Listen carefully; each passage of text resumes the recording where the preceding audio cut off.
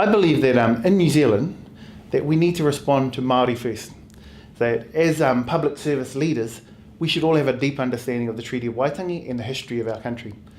So diverse New Zealand must begin with Māori and the Treaty of Waitangi.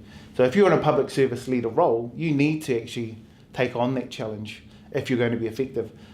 Recently, about in March, I heard Peter Hughes speak about the spirit of service.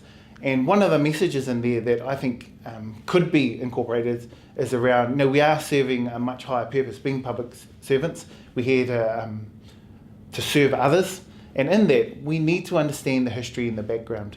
And a key part to our history is the Treaty of Waitangi as the founding document.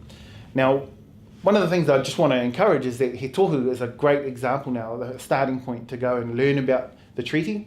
But it needs to be more than traditional knowledge. You need to know about the contemporary knowledge. What are the impacts and how does it fit within your role?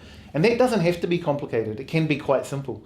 That understand what you do and how do you measure your performance. And then have a look at that performance and say, how are we doing for Māori? Are we making an impact or not?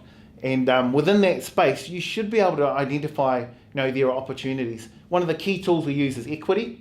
While equity is a useful tool, it's not the solution. It's a measure of a failure. And if we look at it in the context of the treaty, we're talking about equity as one example of failure to protect the rights of Māori and the treaty principles.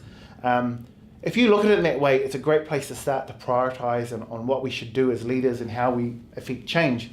But the solution, you can also look back to the principles and say, look at the side of partnership and participation. So if you want to make a difference in these areas that we've got huge issues in, don't ignore them, don't accept status quo, but look to the partnership and participation sides to do co-design is the popular saying now, but look at solutions for Māori by working with Māori.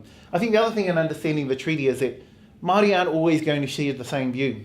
That actually, while government comes with a particular view on equity, Māori will come with a strong view on tino rangatiratanga and their ability to make decisions and decide. So as public servants, we need to be aware of that and not impose one view. We need to engage in the discussion. And I think it's a responsibility for all public servants.